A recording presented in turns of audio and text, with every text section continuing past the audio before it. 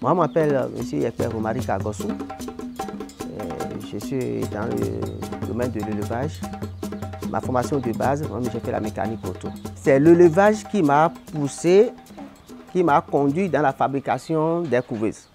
Sinon, pour vous dire la vérité, pour la fabrication de la couveuse, ce n'est pas une formation que j'ai suivie à quelque part. Donc avant, je faisais l'élevage de volailles, je faisais les poulets locaux. J'avais 16 poules qui pondaient des œufs, mais le constat est que à la ponte, il y a une poule qui choisit son endroit et elle commence par pondre des œufs.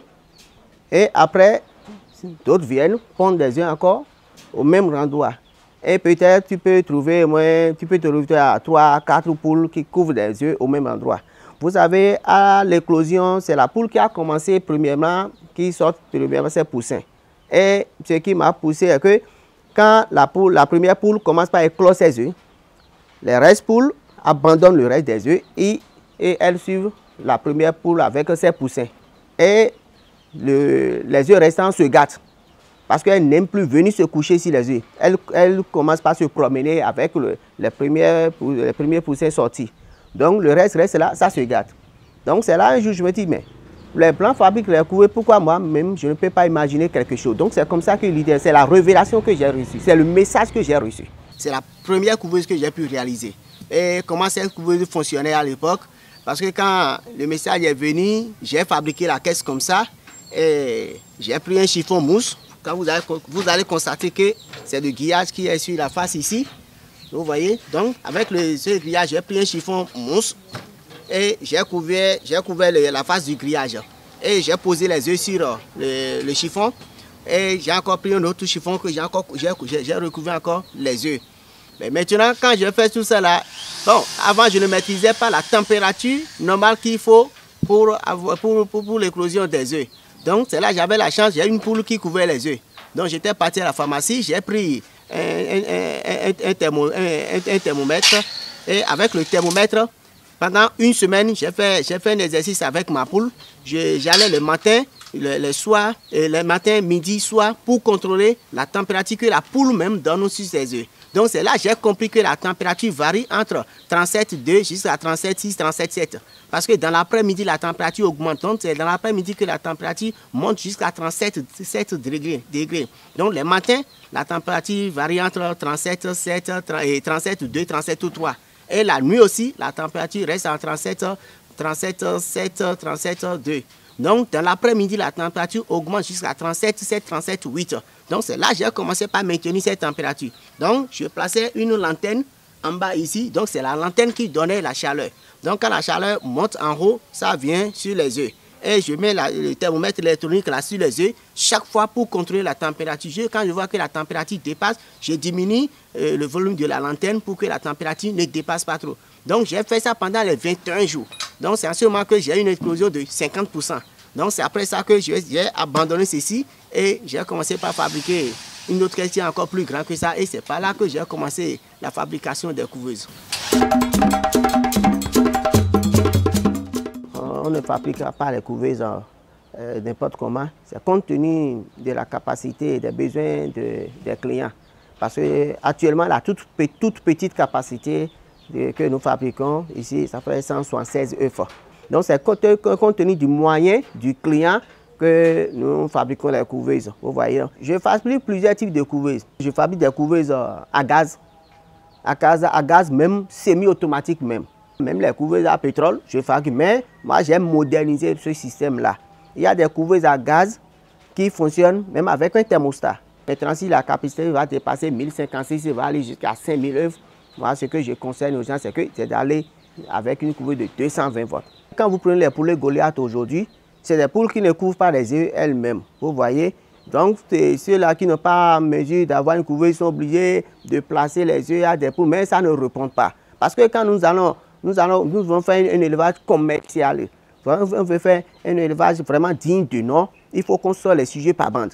Bon, celui qui veut 400 poussins Goliath, est-ce qu'il peut placer les œufs, 400 œufs aux poules et avoir les 400 poussins Goliath? Il ne peut pas. Donc on a besoin nécessairement d'une couveuse. Donc dans l'élevage de volaille, la couveuse est très très importante pour un éleveur. Sans la couveuse, donc peut-être la personne veut faire un élevage familial, mais si c'est un élevage commercial, qui veut se retrouver dedans, gagner sa vie dedans, il doit faire recours à une couveuse. D'accord, voilà que je viens d'avoir un client vient d'arriver. C'est un ancien client il est avec moi il y a très longtemps. C'est ici qu'il fait toutes ces éclosions. Il est avec moi maintenant il y a très longtemps. Papa, comment vous allez? Très bien. Et les activités? Et la femme? Ça va. Koklo lelo? Ah, il est fini. D'accord. Mi hanzi pelewa? Amine koklo vi. D'accord. Ouais, prêter koklo vi lewa. Bon, si vous avez mis Kaloufi, vous avez ne registre les notes de migon, azine mino henwale, koklo vide mino yile.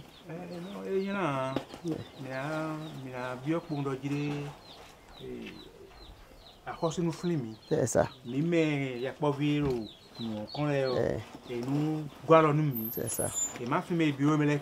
C'est ça. Bon, azine mino henwale, taux d'éclosion de mino mo, et no jedo akabi, taux. Le taux n'est pas mauvais. Le taux n'est pas mauvais. Surtout, au début, j'avais quelques soucis. C'est ça. Mais après, j'ai compris que il ne faut pas laisser les œufs pendant longtemps avant de les amener. C'est ça.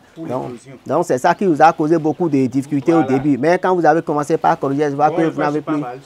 D'accord. Merci beaucoup. Donc, c'est un lot qu'il a déjà amené, donc c'est déjà sorti, il est venu le récupérer. C'est pour vous donner l'exemple du taux d'éclosion que nous avons. Par exemple, sur ce nombre, c'est un seul œuf qui n'est pas éclore à l'éclosion. Avec ça, là, déjà, c'est pas mal. Pas mal. Si sur 11, j'ai eu 10. C'est bien bon. Ça, c'est ma propre couveuse. Ça a une capacité de 5000 œufs. Donc, c'est avec ça que je fais l'éclosion. Vous voyez? Ça prend tout type d'œufs. Il y a les œufs de dinde, il y a les œufs d'oie, il y a les œufs de caille, les œufs de pintade. Vous voyez? Ça, c'est les œufs de caille. Ça, c'est les œufs de caille. Ici, ça, c'est les œufs d'oie. En dehors de ça, on a les œufs de dinde. Les œufs de dinde. Il y a aussi les œufs de caille. Il y a les œufs de caille. Et à part les œufs de caille, on a les œufs de pintade aussi. Par exemple, ça, c'est les œufs de pintade. On a les œufs de pintade. Donc, ça prend tout type d'œufs. Donc, tous les œufs sont dans la même couveuse. Et à chaque éclosion, on transfère les œufs vers l'éclosoir là-bas. Et c'est le thermostat ici. C'est le thermostat qui gère la température, qui gère l'humidité. Avant, c'est les plateaux que moi-même j'utilisais. C'est moi-même qui fabriquais ces plateaux-là. Donc, c'est ça que j'utilise. Mais aujourd'hui, pour moderniser le système, j'utilise plus ces plateaux-là. Vous voyez? Donc, c'est comme ça. On met les œufs dedans, on les place. Vous voyez? Donc, aujourd'hui, ce sont ces plateaux importés que j'utilise pour bien moderniser le système. Et ces plateaux sont plus vraiment pratiques. Parce qu'avec ça, quand on pose les œufs ne bougent plus. Donc, chaque œuf reste dans ces colonnes. Donc, il n'y a plus de plein. Donc, c'est ces plateaux-là que nous utilisons aujourd'hui. Donc, c'est ce travail que nous faisons ici. Donc, tous les œufs que vous voyez dedans ne sont pas nos œufs. Ce sont des œufs venus d'ailleurs. Vous voyez, donc à l'éclosion, quand les gens amènent des œufs, on enregistre les œufs, on code les œufs avec le crayon, pas avec le but, pas avec le feutre. Donc, on code les crayons avec. Maintenant, le 10e jour, on fait le mirage. Le mirage, c'est une manière d'identifier les œufs féconds, les œufs non féconds. Et après le 10e jour, quand on fait le mirage, on appelle le client le lendemain. On dit, tu amènes tel œuf, nombre d'œufs. Il y a tel œuf qui sont féconds, tel œuf ne sont pas féconds. Et on oblige le client à l'intervalle de 2-3 jours de venir ramasser les œufs non féconds. Sinon, demain, on te soupçonne de vol.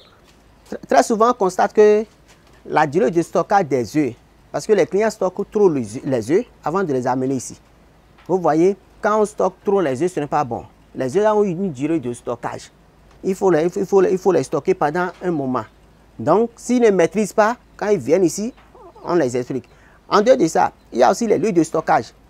Vous voyez, il y a plusieurs paramètres qui font que tu peux stocker les œufs pendant 2-3 jours et avoir des œufs gâtés. Donc, on les apprend, on les donne des formations sur le lieu de stockage des œufs. En dehors de ça aussi, pour le transport des œufs.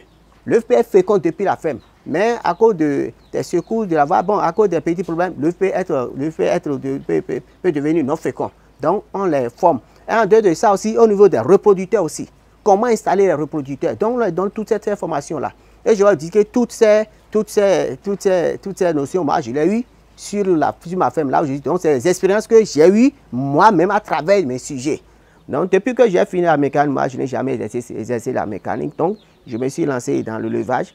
Et pour ne pas vous mentir, toutes les réalisations que j'ai eu à faire aujourd'hui, je dirais que c'est à travers de l'élevage.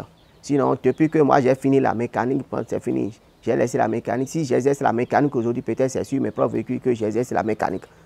J'ai formé beaucoup de jeunes, pour ne pas vous dire, j'ai déjà formé une dizaine de jeunes qui sont déjà sur le terrain, qui sont en train de travailler. Et actuellement, même l'université d'Abomey-Calavi envoie des stagiaires ici. J'ai encore mes enfants qui sont encore trop petits, sinon je vois que c'est un héritage pour ma famille, je vais dire. C'est un héritage pour la famille. Donc je vois déjà 2 de mes enfants qui aiment bien la technique. Je pense que bon, ils auront le niveau.